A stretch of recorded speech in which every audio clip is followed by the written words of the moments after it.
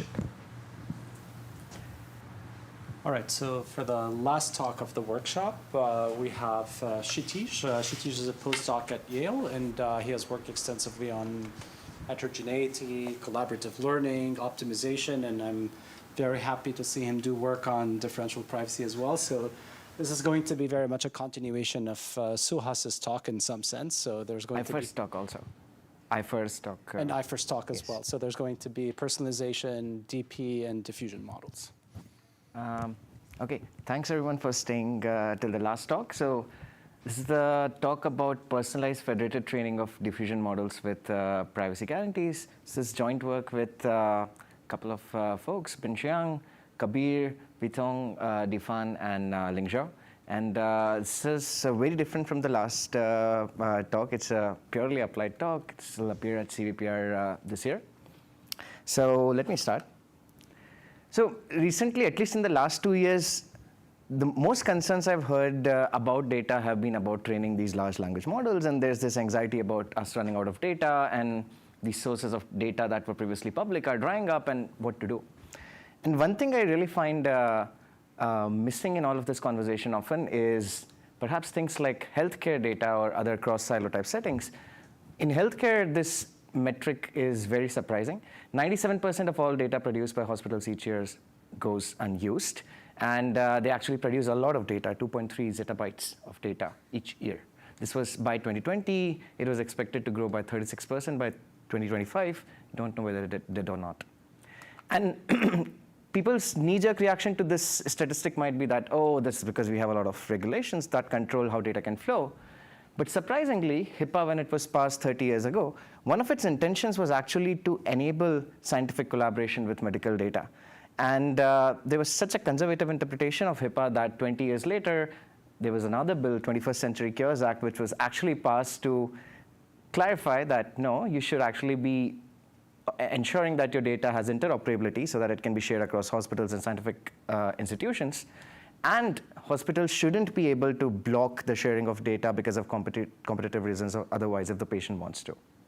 So what this highlights is that in settings like healthcare or other cross-silo settings for that matter, there are probably incentives issues, but definitely there are some technological issues which also prohibit the sharing of data. And it's also a continuation of actually Holger's talk. Like NVIDIA Clara provides like one way for hospitals to share data.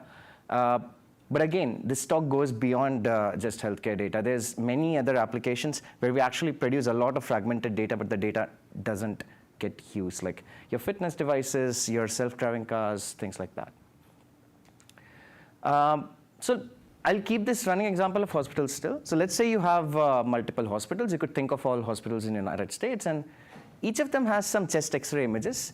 Let's assume for now that they sample from the same distribution D. They might have different sample sizes, but they sample from the same distribution. And each of them might want to solve some downstream task on some other target distribution, which is potentially different from the source distribution they sampled from. These loss functions could be different because their downstream tasks could be different. Some examples of downstream tasks you could like do with lungs chest X-rays is like disease classification, localizing an infected region, predicting severity or progression of a disease, or you could just use it to make like some decisions like how to allocate resources within a hospital.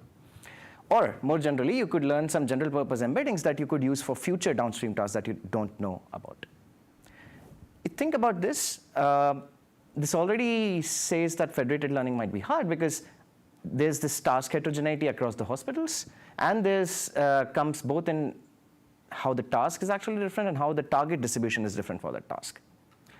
So in continuation with perhaps Ifer's talk and also Julia's talk earlier this week, one natural solution is to deal with this problem by generating synthetic data for all clients. And presumably one synthetic data generation pipeline would be enough because so far I've not even modeled heterogeneity across the tasks.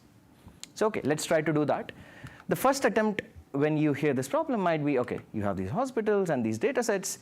Let's just try to combine this data set and take the latest and greatest image generation model, which happens to be diffusion models. So for those who know how diffusion models work, they'll basically take this data set. There's a known forward diffusion process, which will basically map this combined data set to pure noise. This is like standard Gaussian noise. And Usually it could be other noise also. This just has to be some noise distribution that is easy to sample from as opposed to one which we don't have really sample access to. And the neural network comes in during the reverse diffusion process, which basically maps this noisy distribution to these clean images. You could presumably try to do this. These are perhaps the models which are very easily accessible today. They are used in, let's say, DALI or other image generation softwares that you might interact with. Naturally, okay, how do you do this? You in the future, once you've trained this model, you generate a random seed and you get a synthetic image. Each hospital might have access to this entire pipeline, so they can generate multiple synthetic images that they want to. Of course, this is not private.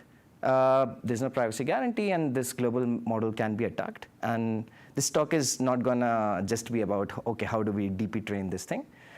But we will also get to DP training.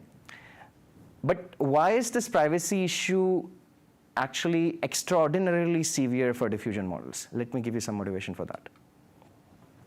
So this is really nice paper from 2023 by Nicholas Carlini and colleagues, and they showed that diffusion models are very easy to attack, both in the sense of a reconstruction error. So this is an image which existed in the training data, and using almost black box type attack, they basically recovered this image.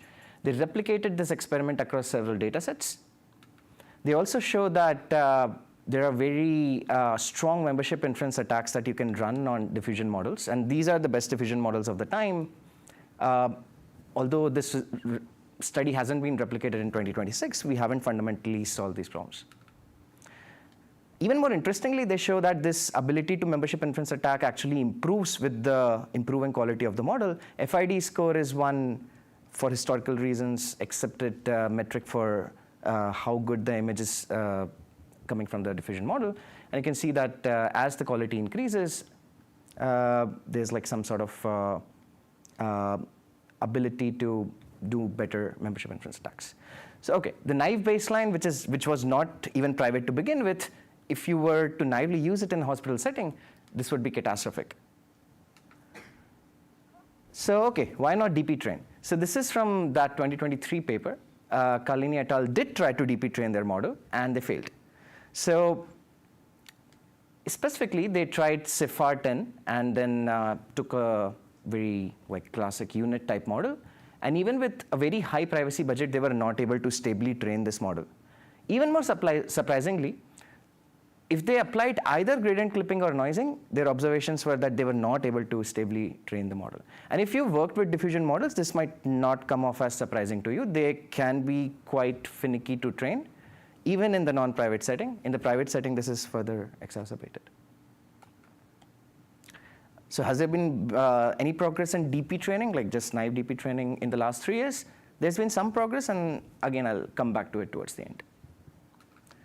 Okay, so let's revisit the problem. Is there anything about the problem that we want to change before we propose the algorithm? And I'm actually going to change something. I'll make the problem even harder. I'll make these data distributions heterogeneous. So now you don't even have the liberty of this homogeneous data sampling across the hospitals. And from Holger's, this is like from Holger's slide, like there's really good reason to believe that for something like chest X-rays or CT scans, there's real heterogeneity in the data when you collect data across the globe, across ages, across different localities. So the simpler problem we couldn't solve, we've defined a harder problem.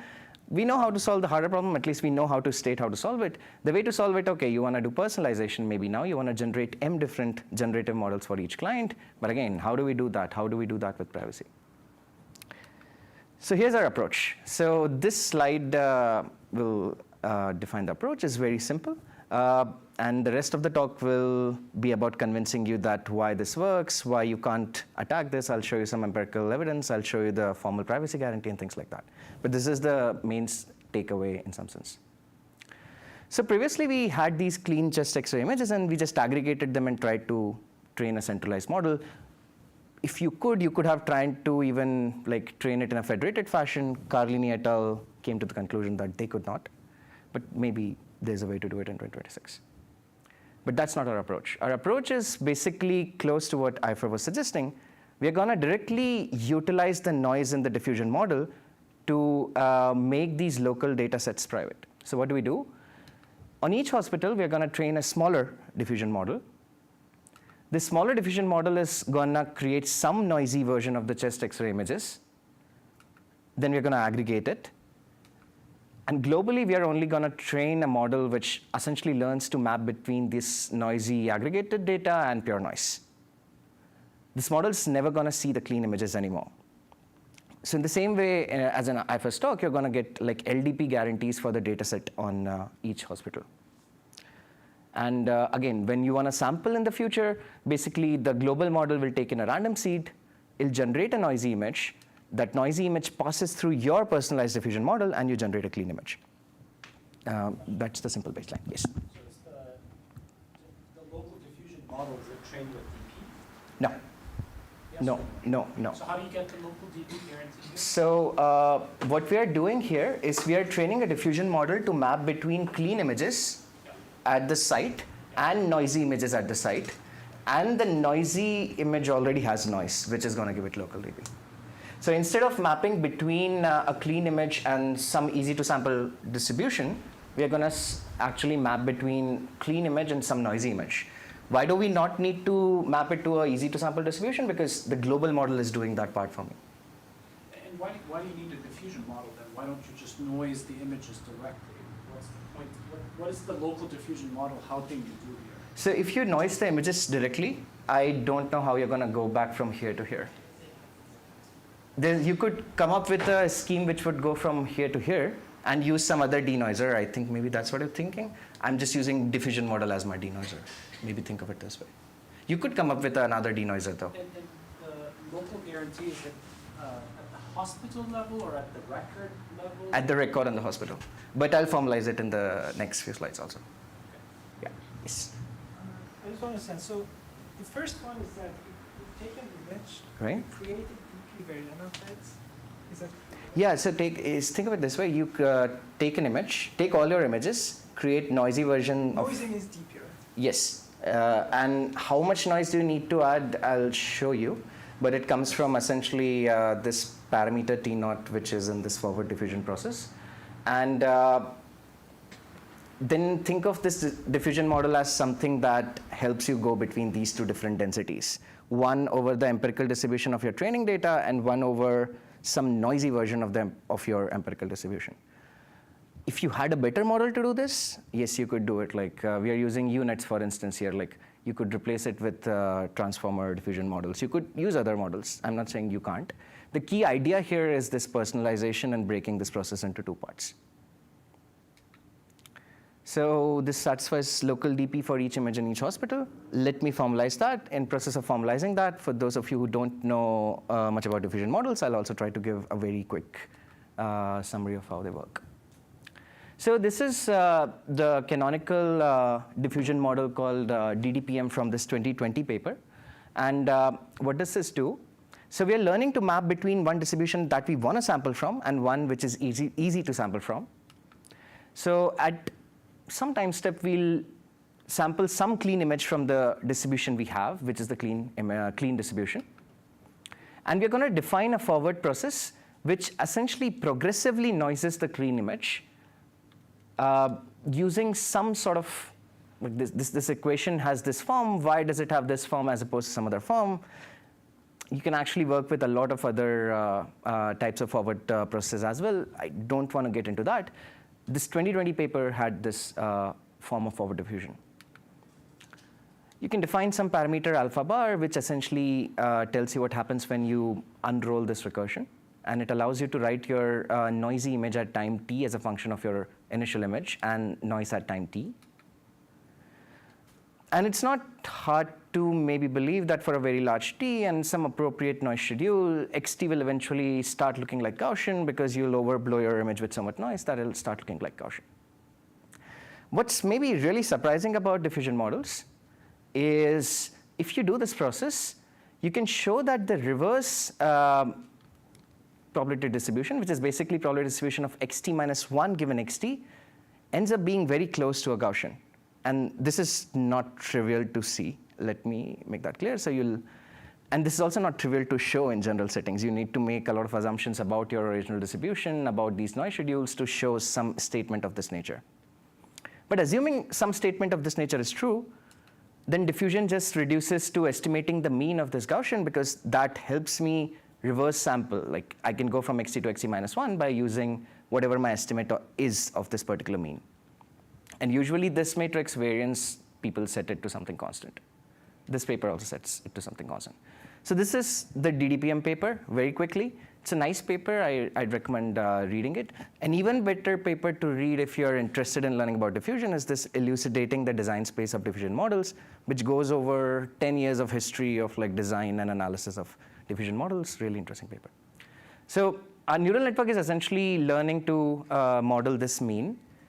And to put it in perspective, what's the final algorithm? How do I train this neural network? I basically sample some time step uniformly from all these time steps 1 to t.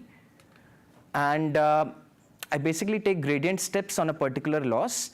So this loss could just have been my reconstruction error or my ability to predict the previous image. But it's also not hard to see that predicting the noised image or the noise that was added to noise the image itself, these are equivalent things.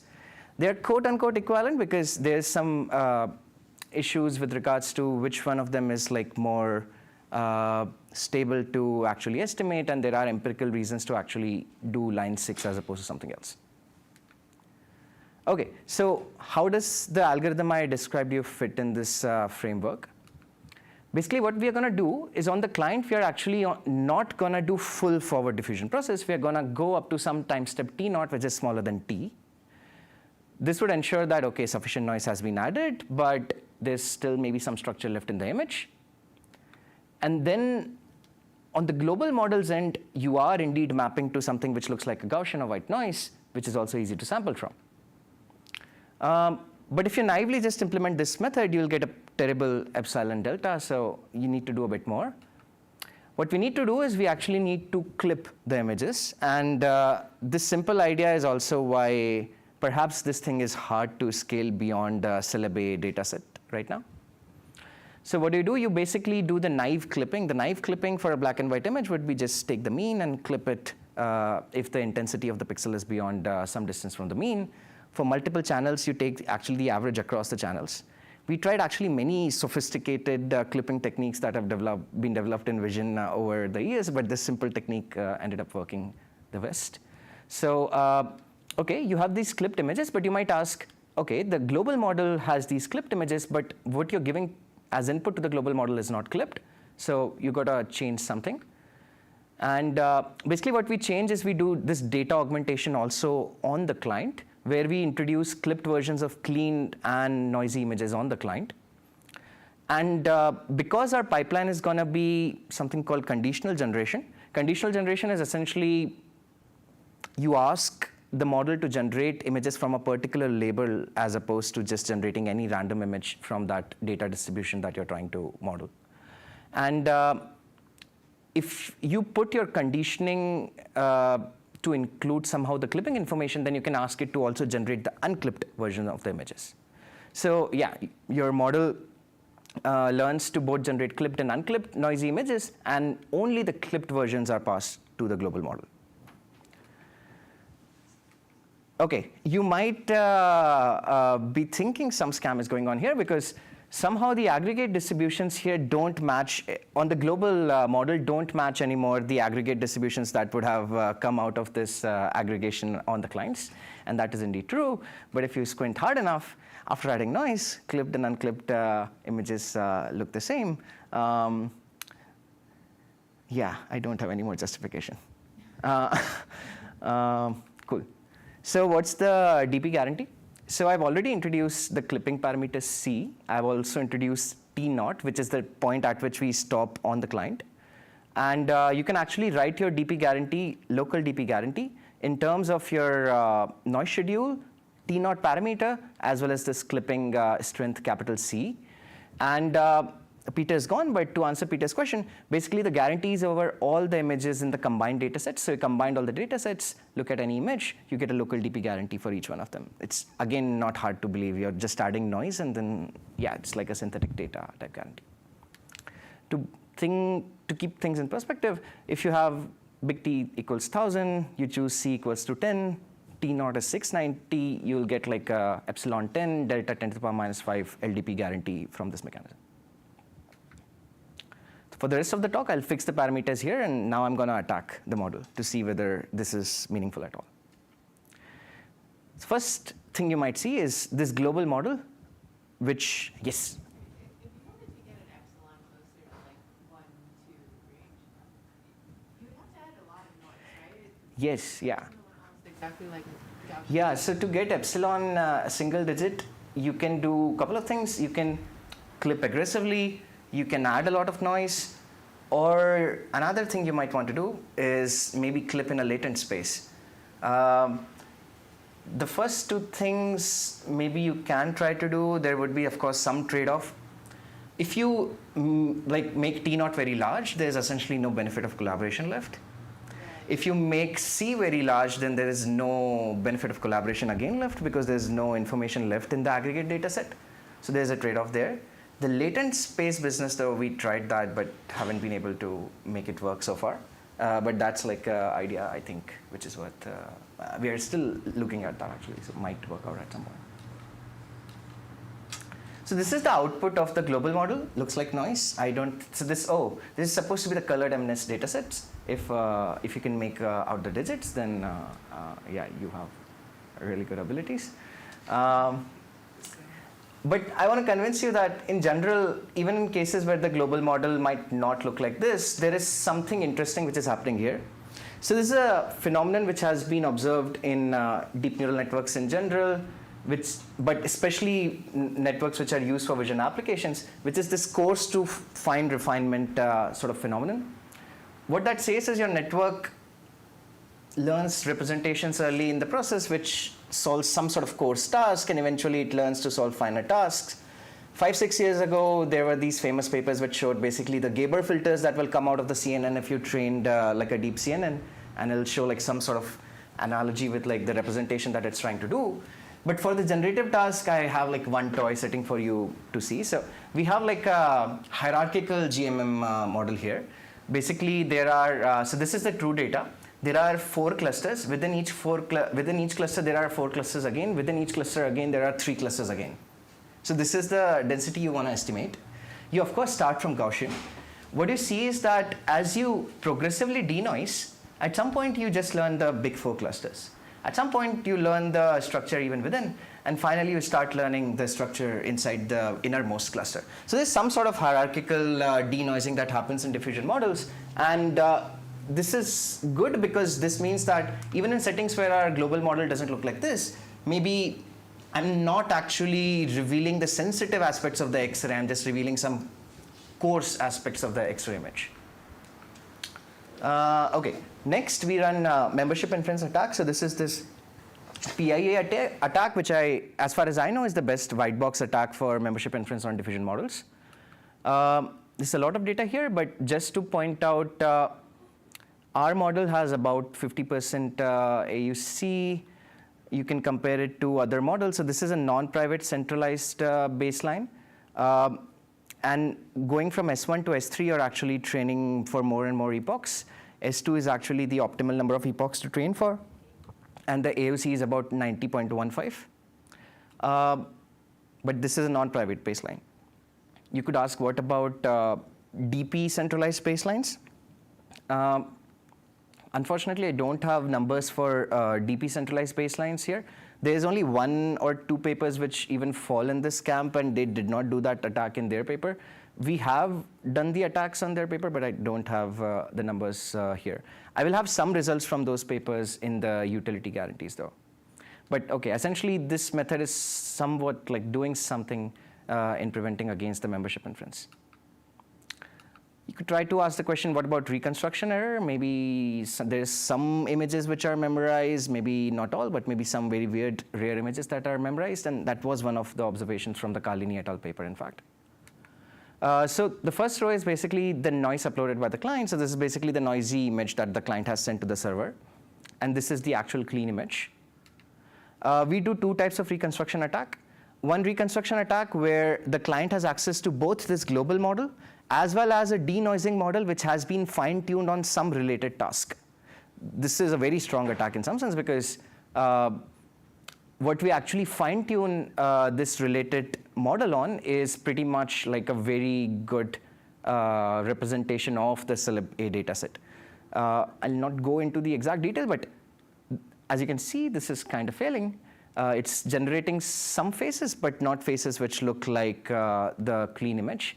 This one was the most surprising to me. It took one Bollywood movie star, generated another Bollywood movie star. I don't know why it did that, but somehow it does that. The other reconstruction attack which catastrophically fails is the one where you don't have access to this fine-tuned denoiser. You only have access to the global model, which is public. And clearly, when trying to denoise using just that model, it's again catastrophically failing. So something is happening with even the epsilon equals to 10 guarantee. Another experiment we wanted to run was, okay, the privacy benefits are there, at least empirically, even though epsilon equals to 10 is vacuous. What about the utility guarantees? And a point I made before is that these data distributions were different. And one thing that is a pain point in medical applications is imbalance across different sites. And we wanted to create some sort of simulations to basically simulate these imbalances across the sites. So what did we do? We basically took the MNIST dataset, created some minority labels, and created some majority labels. On the left is the set of images generated by our method. On the right is the set of images generated by a non-collaborative, like pure local training method, which of course is private.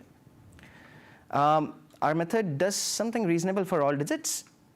The non-collaborative method does well for the digits that are represented well on its own local dataset, but it doesn't do well on images which aren't present on its own dataset. They are present in its dataset, but not in the same quantity. You can repeat the same experiment. This is color MNIST. Maybe this is a bit more interesting. This is slightly different kind of data heterogeneity. So we took the celeb A dataset, and we took two attributes, gender and hair color. And on a particular client, there will be basically not all 4 combinations of these attributes. There will be maybe 3 combinations, and the 4th one, it has to figure by somehow learning to combine the other 2 combinations. This is like a standard type of experiment people run in the spurious correlation literature as well. And so the above rows are basically what happens on the majority classes, and somehow both our method and the non-collaborative method are doing kind of well. On the minority classes, which is basically One question: how are you generating the heterogeneity? Heterogeneity model? So in the celeb A dataset, there are some labels to tell what is in the picture, which we are basically using to separate the dataset into. So, but what specific heterogeneity from there? Right. So there's like 4 possible class subgroups, right? Like males with black hair, males with non-black hair, females with black hair, females with non-black hair. You want the model to basically not see all the combinations, but at least see each of the 2 attributes once, and you're hoping that it learns to generalize over the unseen combination. So it could see 2 or 3 out of the 4 and has to. So one question I sort of was, maybe I missed it, but there's a more like a question that was asked before. By noising through a forward diffusion process, you don't have tremendous control on exactly how you're noised it, right? In some ways.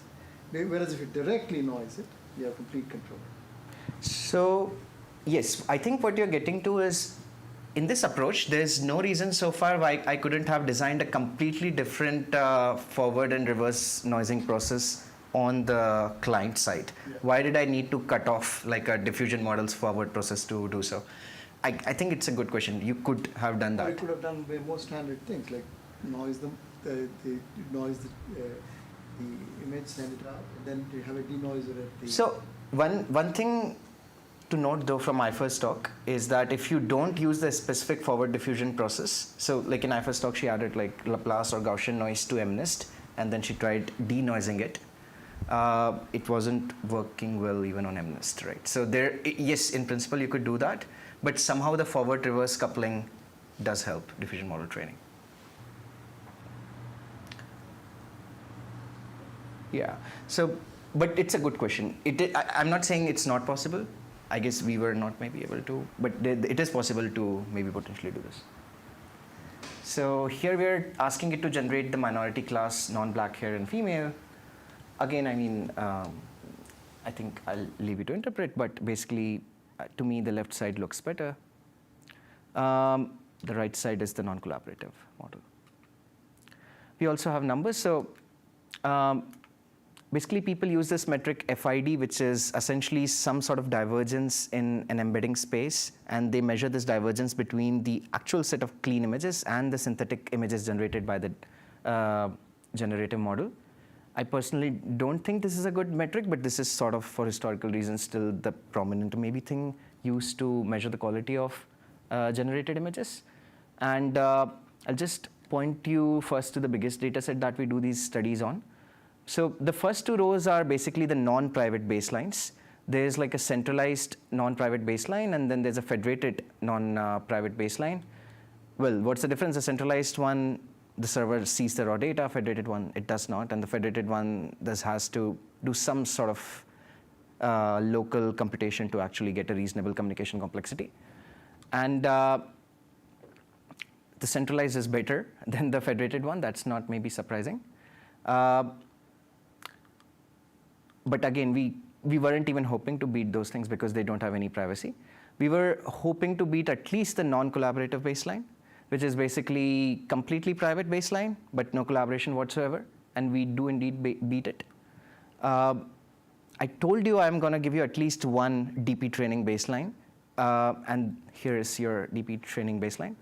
And this is from this DP LDM paper. One important thing to mention is this is a very strong baseline. We don't have any pre-training in our approach.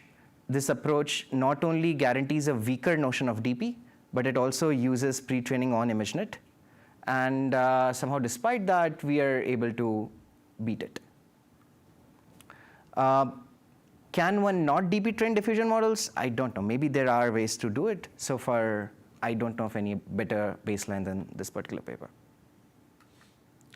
And as you increase the number of clients of parallelization, you basically see the gap between collaborative baseline, which is our baseline, and the non-collaborative baseline also grows. Specifically, it grows on the minor data set, which is this rare data set on a particular site. We also measured performance on a downstream task because, as I said in the motivation, like you usually want this synthetic data generator so that you can do some classification task maybe eventually. And again, we get better accuracy from using our method compared to the non-collaborative method.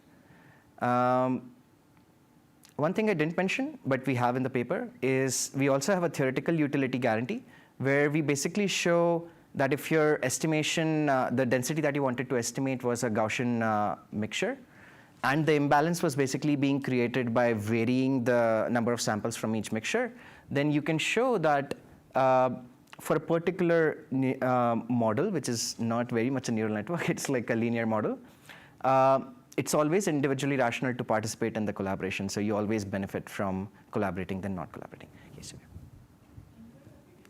Yes. So when you're, sorry, you might have said this. When you're computing FID, are you combining all of the? No. This is important. Yeah, very good question. So here the FID on the minority and majority classes is only computed over those classes. So otherwise you would not measure the data heterogeneity correctly. The average one is of course over the entire thing. Can you pull up the plot at the bottom? Yes. So is there a meaningful way in which you could scale like level of heterogeneity? And like ideally it would be interesting to see as you get more heterogeneous, what are the benefits? So I wanted to generate this curve. So in all my local SDD papers, I often have this curve, which I love, which is on one axis you vary parallelization, on the other you vary heterogeneity, and maybe you have a third axis also you're varying something else. It was very expensive to run those experiments here. But the way to do that here would be basically to change the ratio of majority to minority. That is one type of heterogeneity. But there are indeed other notions of heterogeneity one could have tried, like maybe you care about heterogeneity in some embedding space as opposed to just looking at some majority-minority class, because these things might be easy to learn representations of even though they have different classes. So we didn't do that, but that would be interesting. I think in the paper, having said that, we have some experiments where we do vary the ratio and also generate this curve. We just don't have them in one plot. Okay, future direction. So the most important maybe direction is this does scale to things like syllabi. Going beyond that is hard, but I think going beyond that is indeed where a lot of interesting things start to happen, because X-rays and CT scans are actually high resolution images. And if we really wanted to use some version of this technique in healthcare settings, it's important that we be able to extend this to high resolution settings. The problem with high resolution settings is that, as I mentioned to Julia before, clipping can drastically deteriorate the images when you have actually like a very, very big image, and this like naive clipping of like just looking at the mean and removing the tails is probably not gonna work. But on the other hand, we couldn't make any of the sophisticated clipping techniques to work either. So it's unclear what's the correct way to clip your images. And if you don't clip them correctly, then you have to add too much noise, and then you just don't have a good utility privacy trade-off.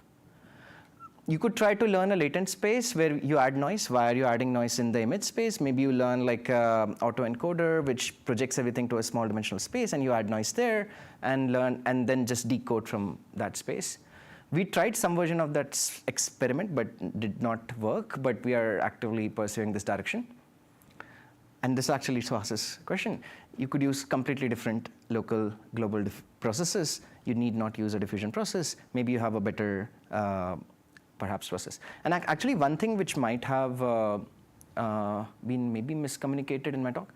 So even though I presented our algorithm as if we were cutting off the diffusion process at t equals to t naught for the local client, what's actually happening is you have a clean data set. You have a noised version where the noise just depends on this t naught. After you add noise, you forget what t naught was. Now you have two densities that you can just use a diffusion model to map between. And the issue of easy to sample distribution from, that is being solved using the global model. So in some sense, maybe we are already doing that. Like diffusion model is maybe our choice of denoiser. If there are better things, that would be useful. So using a larger T naught goes back to Julia's question. Yes, if you use a larger T naught, you can get better privacy guarantees. And actually, we were quite surprised at how large the T naught can be before we stop seeing any benefit of collaboration. So for even T naught equals to 700, we were able to get actually reasonable benefit of collaboration. Another thing is, this is kind of an overkill approach because it's trying to add privacy guarantee to the entire image. Maybe you need a bounded box on which you need the privacy guarantee, and the algorithm to recognize the bounded box could be local. So you give me a chest X-ray, I tell you this is where the tumor is, give me privacy guarantee only for this bounded box where the tumor is contained. There are newer methods which use more like pixel-wise diffusion techniques, and there's scope that this thing can be combined with them. Finally, I think one general open question in this direction is like how to better estimate the long tail and how to provide better privacy protection for the long tail. One observation of the Kalini et al. Paper that I did not talk about was depending on whether or not your image was in the long tail or in the bulk, it was actually easier to either run the reconstruction attack or the membership inference attack, so it was like flipped. But actually, depending on where it was, either of those attacks, like at least one of them was easier to run, which is a surprising observation. I don't know. So you're saying? Yes? You're saying it's not, membership as a reconstruction, you're saying it's not easier for long tail or something? I think one of them was easier, at least in that paper, one of them not. Having said that, their membership inference attack is not the best you can run. So their membership inference attack is this likelihood ratio based thing based on just the loss. There's a better one you can run, which we ran, which basically estimates the noise at t equals to 0. And then the hypothesis is that you're better able to estimate that noise for things in sample than out of sample. Still kind of like likelihood ratio, but slightly different way to calculate it. But yeah, I think on at least one of those attacks, they were worse on the long tail. There's one more slide, but okay.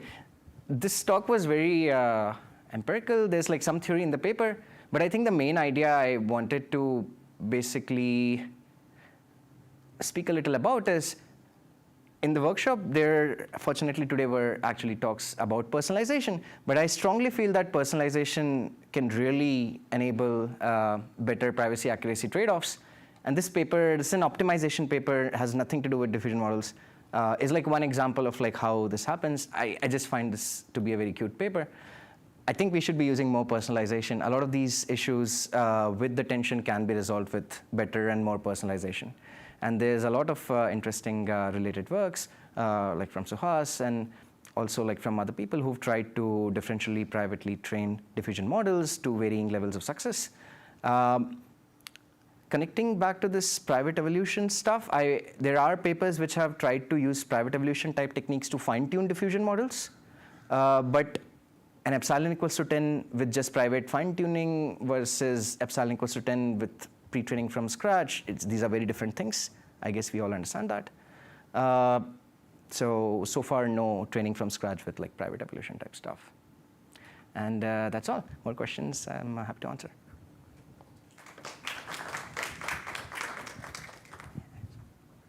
I have a question about the privacy model. So in this personalized stuff, I guess there was a talk I just at this like the workshop on it. So let's say I'm a hospital. I don't need my local model to be private with respect to my own data. Okay. So this is like it has been studied in the privacy under like JDP, joint differential. Joint differential privacy. So I'm saying that like I have some thought about this, but my question is that is there any like empirical work that try to learn, for example, the idea is that like I want my model to be only differentially private with respect to other people's data, because this is local, right? Why would need be private with my own data? So, I'm saying like this privacy notion you have is kind of like overkill. so here I should say, I think this maybe is important. So the client model is actually never shared. It's always on the client. So the global model is the only model which is shared, and that global model has this LDP guarantee with respect to each image. So even the others' images they also have LDP guarantees. So, but if you were to in future, let's say you were able to release your data set or model and you just wanted to release your model out in the world, you couldn't do that here because we didn't DP train that client model. If you were doing something of that nature, then maybe the question of with respect to what data set I want to be private would be relevant. Here, sort of every data point across everything is like LDP. Yeah.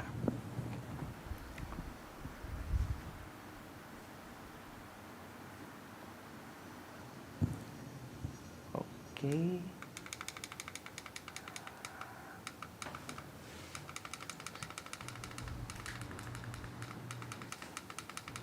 Just leave with this slide. Okay, thanks.